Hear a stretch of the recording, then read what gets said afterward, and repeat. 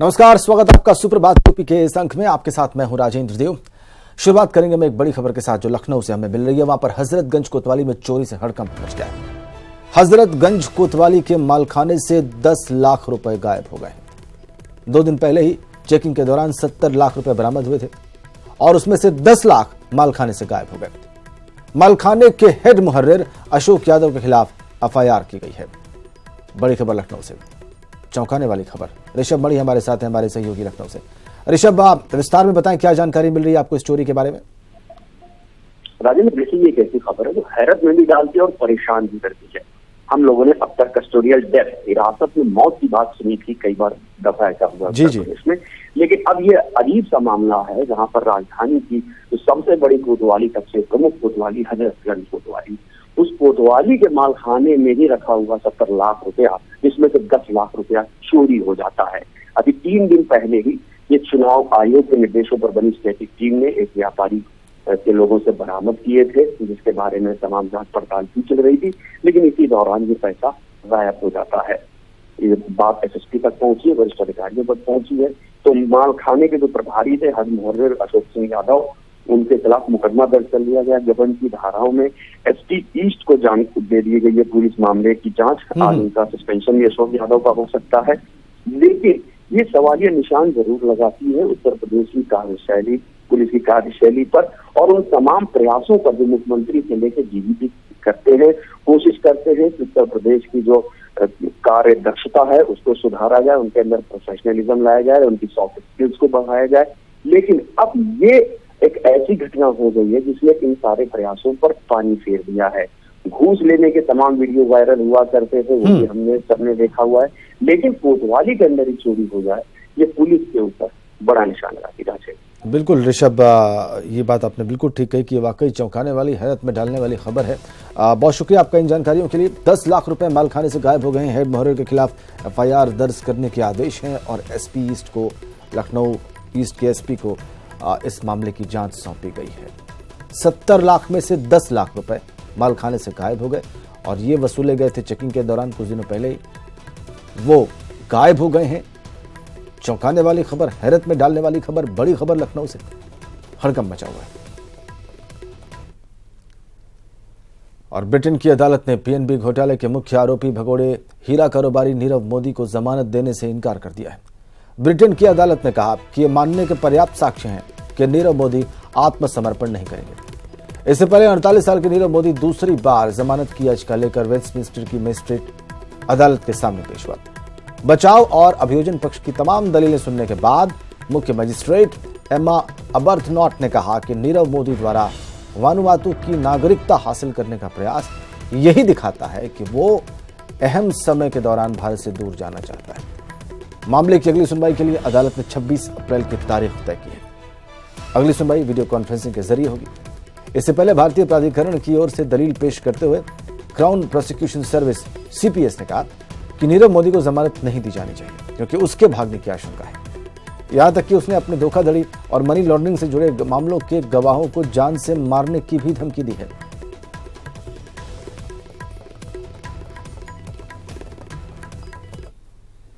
अगली बड़ी खबर वाराणसी से है। आज भीम आर्मी के मुखिया चंद्रशेखर वाराणसी में रोड शो करेंगे। प्रशासन ने रोड शो को मंजूरी दे दी है। चंद्रशेखर का ये रोड शो सुबह 11 बजे अंबेडकर चौराहे से शुरू होगा, जो 4 बजे लंका के रविदास गेट तक चलेगा। इस बीच भीम आर्मी के राष्ट्रीय प्रवक्ता ने कहा कि अगर अखिलेश यादव, मुलायम सिंह यादव या मायावती वाराणसी से मोदी के खिलाफ चुनाव लड़ने को तैयार नहीं होते हैं तो चंद्रशेखर पीएम मोदी को हराने के लिए वाराणसी से चुनाव लड़ेंगे। हम समाजवादी पार्टी, बहुजन समाज पार्टी गठबंधन से भी अपील करते हैं कि वो अखिलेश यादव को यहाँ से चुनाव लड़ाएं, श्री मुलायम सिंह यादव को चुनाव लड़ाएं, बहन मायावती लड़ें, सतीश मिश्रा यहाँ से लड़ें। अगर ये नहीं लड़ते हैं, इसका मतलब कि ये नहीं लड़ते हैं अगर, तो ये भयभीत हैं, डरे हुए हैं और डर के यहाँ से भाग रहे हैं और नरेंद्र मोदी को अंदर खाने जिताना चाहते हैं। अगर ये लोग लड़ते हैं तो हम इनको सपोर्ट करेंगे और अगर ये नहीं लड़ते हैं तो फिर हमारा भीमशेर यहाँ से चंद्रशेखर आजाद चुनाव लड़ाया जाएगा और नरेंद्र मोदी को चारों खाने चित्त किया जाएगा। उपेंद्र द्विवेदी हमारे सहयोगी वाराणसी से फोन लाइन पर है। उपेंद्र, गजब का कॉन्फिडेंस अभी हम देख रहे थे इस वक्तव्य में जो अभी दर्शकों ने सुना, हमने सुनाया, क्या होगा आज वहां पर? आप बिल्कुल रानी, आज भीम आर्मी के चीफ है चंद्रशेखर आजाद, उनका रोड शो है। हालांकि बड़ी जतन के बाद ये रोड शो मिला है, कई दिनों से एप्लीकेशन पड़ी हुई थी। कल देर रात जिला प्रशासन ने जो है सशर्त अनुमति दी है और जो अनुमति मिली है उसके हिसाब से इसमें एक 4 और 9 2 पहिया वाहन शामिल होंगे, करीबन 500 लोग होंगे जो लिखित में है। लेकिन जिस प्रकार से तैयारी है उस हिसाब से माना जा रहा है कि भीड़ ठीक होगी। और ये 11 बजे बताया जा रहा है कि रोड शो अम्बेडकर तिराहे से कचहरी के पास शुरू होगा और लंका में रविदास गेट तक समाप्त होगा। तो कहीं न कहीं जो आगाज है रोड शो का और जो अंत है वो दोनों कहीं न कहीं जो है एक विशेष खास वोट बैंक के इलाके हैं जिसके लिए भीम आर्मी जानी जाती है। तो उन इलाकों को वो जोड़ रहे हो। इस बीच में यहाँ कल जब के शुरू होगा तो कलेक्टर से कचहरी, सिगरा और रथ यात्रा और रविदास मंदिर तक ये रोड शो जाएगा। तो इसको लेकर तैयारी शुरू हो गई है और यहाँ पर पार्टी के राष्ट्रीय प्रवक्ता उत्तर प्रदेश सरकार में पूर्व मंत्री रहे दद्दू प्रसाद पहुंच गए हैं। दद्दू प्रसाद वही कैबिनेट मंत्री हैं जो मायावती सबसे खास माने जाते थे, लेकिन आज राहें जुदा हैं। वो आज जो भीम आर्मी के साथ हैं और जिस तरीके से हमने सुनाया कि उनका कहना था कि अगर वो मायावती अपने जो है बिल्कुल उसमें ऐसा लगा उपेंद्र कि वो प्रधानमंत्री मोदी के खिलाफ कम चुनाव लड़ रहे हैं। ऐसा लगा कि उनके प्रतिद्वंदी मुलायम सिंह यादव, अखिलेश यादव और मायावती ज्यादा है। बहुत शुक्रिया आपका।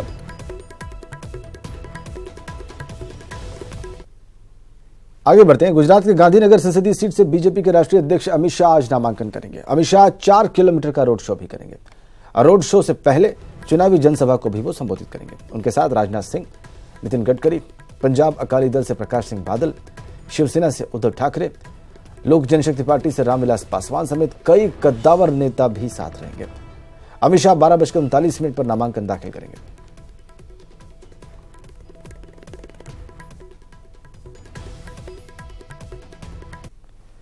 और पीएसपी अध्यक्ष शिवपाल सिंह यादव आज अपना नामांकन दाखिल करेंगे। उन्होंने आरोप लगाया कि रामगोपाल यादव के बीजेपी के साथ संबंध है। वहीं एसपी उम्मीदवार अक्षय यादव के आशीर्वाद मांगने के सवाल पर उन्होंने कहा कि चुनाव के बाद वो आशीर्वाद देंगे।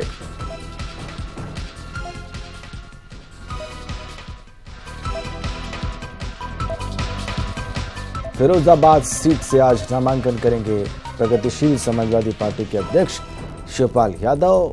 आरोप लगाया उन्होंने कि रामगोपाल यादव बीजेपी के साथ संबंध रखते हैं। भतीजे के आशीर्वाद मांगने पर कहा कि चुनाव के बाद आशीर्वाद देंगे।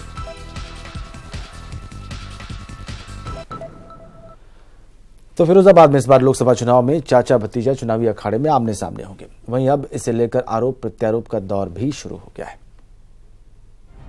आज शिवपाल यादव फिरोजाबाद सीट से अपना नामांकन करने वाले हैं। ऐसे में यह सीट अपने आप में रोचक सीट बन गई है। इस बार फिरोजाबाद सीट पर चाचा भतीजा आमने सामने होंगे। सपा और बीएसपी के गठबंधन की ओर से अक्षय यादव प्रत्याशी हैं, तो वहीं प्रगतिशील समाजवादी पार्टी के कर्ता धर्ता शिवपाल यादव इस बार फिरोजाबाद से ताल ठोकते नजर आएंगे। हालांकि अक्षय यादव ने चाचा शिवपाल से पहले ही नामांकन कर दिया है। वहीं अपने बेटे के नामांकन के बाद सपा के राष्ट्रीय महासचिव प्रोफेसर रामगोपाल यादव ने बिना नाम लिए शिवपाल पर कटाक्ष किया। समर शेष है नहीं पाप का भागी केवल व्याध, जो तटस्थ है समय लिखेगा उनका भी अपराध। जो तटस्थ हैं इस युद्ध में, इस महासमर में, इतिहास उनके भी अपराध को लिखेगा। इसलिए तटस्थ मत रहना, चाहे इधर रहना चाहे उधर रहना, तटस्थ मत रहना। तटस्थ रहने वालों का बहुत बुरा हाल होता है। फिरोजाबाद सीट से शिवपाल यादव चुनावी मैदान में हैं और वो अपने भतीजे यानी महागठबंधन उम्मीदवार को ही मुकाबले से बाहर का रास्ता बता रहे हैं। वहीं सपा प्रत्याशी को अपना आशीर्वाद देने को लेकर उन्होंने कहा कि चुनाव बाद वे आशीर्वाद देंगे। और जो 5 साल में यहाँ पर कार्यकर्ताओं पर अन्याय और जो पीड़न हुआ है, तो उसकी वजह से समाजवादी पार्टी के खिलाफ पूरी तरह से यहाँ की जनता हो चुकी है। और हमारा सीधा यहाँ लड़ाई भारतीय जनता पार्टी के प्रत्याशी से होगी। और ये प्रत्याशी तो बहुत पीछे चले जाएंगे। शिवपाल के मैदान में आने से मामला रोचक हो गया है और भले ही जीत किसी की भी हो, लेकिन इस बार फिरोजाबाद सीट पर चुनाव तो जरूर दिलचस्प होने वाला है। न्यूज़ 18 के लिए फिरोजाबाद से अरविंद की रिपोर्ट। तो शिवपाल भले ही अपने भाषणों में बार बार नेताजी का आशीर्वाद हासिल होने की बात कहते हों, लेकिन लगता है कि कुछ दिनों तक दो नावों की सवारी करने के बाद मुलायम अब छोटे भाई शिवपाल से दूरी बना रहे। पहले तो शिवपाल के नॉमिनेशन के बारे में पूछे जाने पर अपने नॉमिनेशन के बारे में बताने लगे, फिर शिवपाल की रैली के बारे में पूछने पर कहा कि बहुत से लोग रैली करते रहते हैं, मैं अपने चुनाव में व्यस्त हूं। शिवपाल के बारे में इस तरह का बयान देकर मुलायम ने कार्यकर्ताओं को भी स्पष्ट संदेश दे दिया है कि वो पूरी तरह से अखिलेश के साथ है। नेताजी कल नामांकन करने के लिए शिवपाल जाएंगे, उन्हें किस तरीके का आशीर्वाद देंगे? नॉमिनेशन हम करने जा रहे हैं तो दो बधाई। नॉमिनेशन हम करने जा रहे हैं, 1 तारीख को कर रहे हैं। अरे छोड़ो, रैलियाँ सब करते हैं, कौन जाता कौन नहीं जाता इसकी क्या चिंता होती है। चलिए, बहुत बहुत धन्यवाद। इधर मेरठ में पुलिस और बदमाशों के बीच मुठभेड़ हो गई। मुठभेड़ में एक बदमाश को गोली लगी है। घायल बदमाश समेत 3 बदमाश गिरफ्तार कर लिए गए। बदमाशों से एक पिस्तौल और 2 तमंचा बरामद किया गया। लूट की मोटरसाइकिल, मोबाइल और चेन भी बरामद हुई। मेरठ के थाना परतापुर इलाके की घटना है।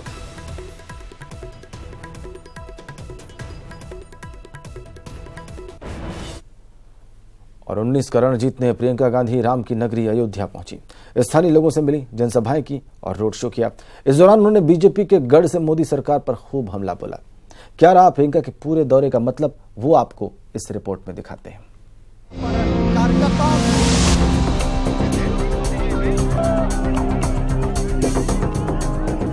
जनता का दिल जीतकर उत्तर प्रदेश जीतने निकली प्रियंका गांधी अपने 3 दिवसीय दौरे के आखिरी दिन अयोध्या पहुंची। तय कार्यक्रम के अनुसार प्रियंका गांधी अयोध्या के कुमारगंज गई, जहां कार्यकर्ताओं ने गर्मजोशी से उनका स्वागत किया।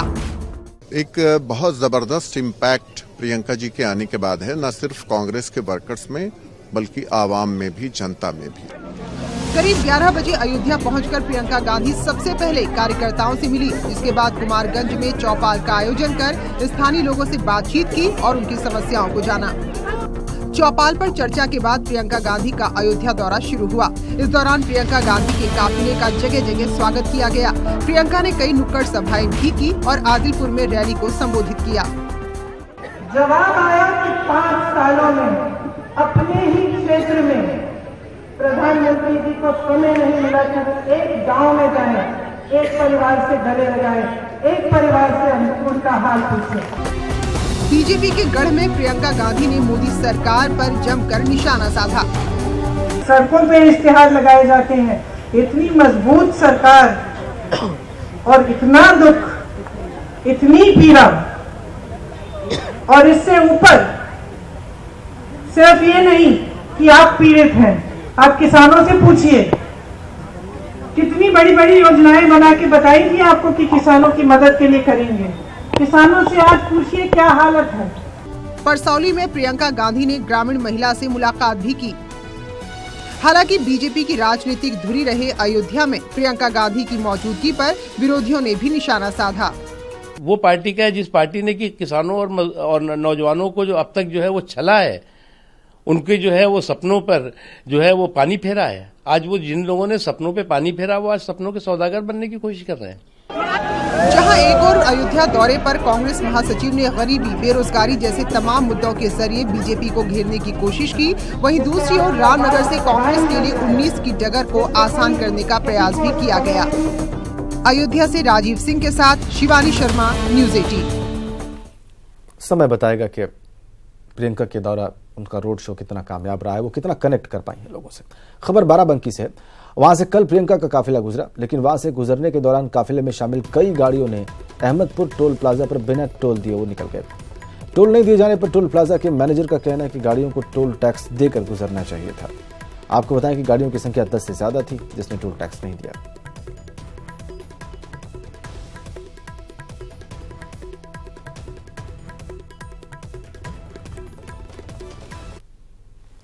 और बात निषाद पार्टी की। बीजेपी को मात देने के लिए बड़े महागठबंधन में फूट पड़ने लगी है। एसपी, बीएसपी, आरएलडी के साथ निषाद पार्टी भी इस महागठबंधन का हिस्सा थी, लेकिन अब निषाद पार्टी ने खुद को इस गठबंधन से अलग कर अखिलेश और मायावती को तगड़ा झटका दिया है। निषाद पार्टी के अध्यक्ष संजय निषाद ने समाजवादी पार्टी पर उचित सम्मान नहीं मिलने का आरोप लगाते हुए यह फैसला लिया। इस वक्त आपकी स्क्रीन पर हमने रखी हुई है मुख्यमंत्री योगी संजय निषाद की मीटिंग की एक्सक्लूसिव तस्वीर। कहा जा रहा है कि संजय निषाद के बेटे प्रवीण निषाद को गोरखपुर से बीजेपी अपना प्रत्याशी बना सकती है। फिलहाल प्रवीण निषाद गोरखपुर से समाजवादी पार्टी के मौजूदा सांसद हैं। और पदाधिकारी और मेरा कोर कमेटी सारे लोग नाराज हैं। आज उन लोगों ने निर्णय लिया है कि भाई आज के बाद वो गठबंधन के साथ हम लोग नहीं हैं और हम लोग स्वतंत्र हैं, स्वतंत्र चुनाव भी लड़ सकते हैं, कोई नया विकल्प भी अब तलाशेंगे।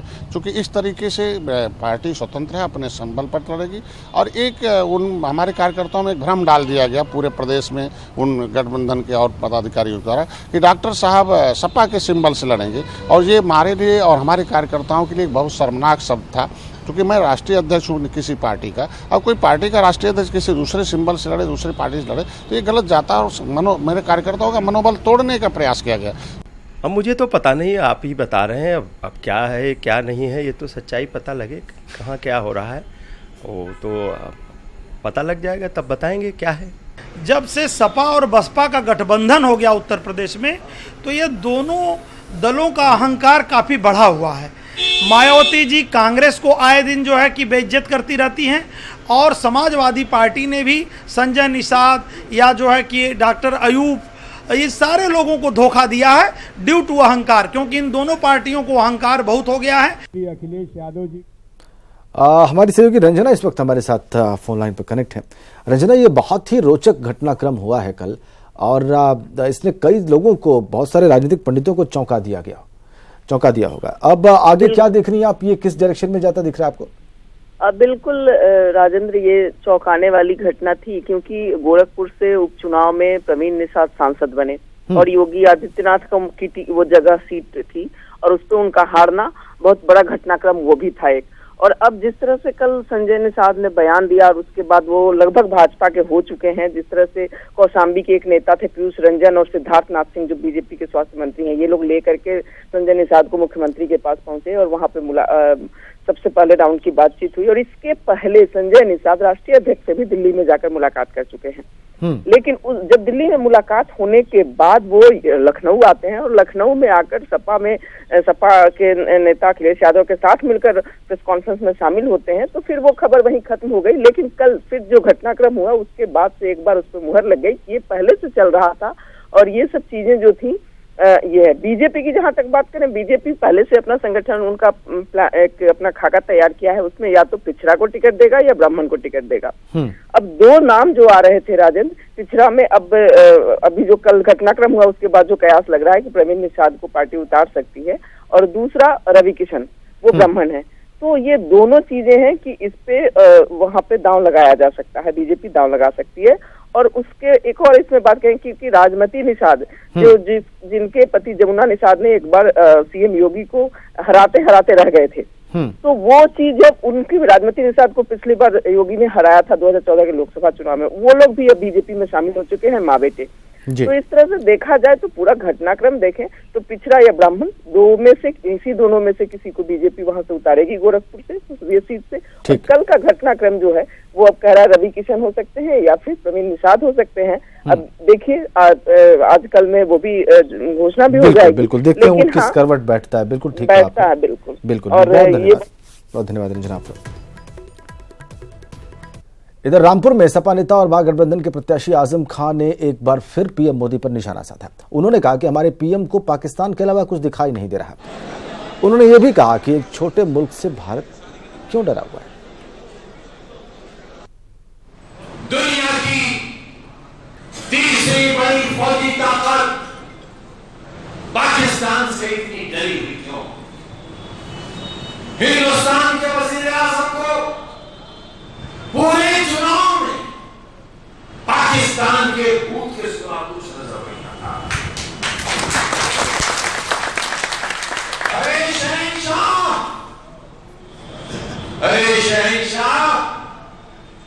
तुम हमारे चौकीदार नहीं हो, तुम पाकिस्तान के अपने मंसूबों के।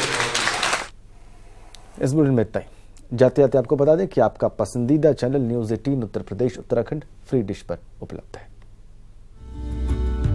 हमारे जो दर्शक न्यूज 18 उत्तर प्रदेश उत्तराखंड को फ्री डिश पर नहीं देख पा रहे हैं, वो अपना सेटअप बॉक्स ऑटो ट्यून करें। फ्री डिश पर B4 म्यूजिक के बाद न्यूज 18 उत्तर प्रदेश उत्तराखंड उपलब्ध है।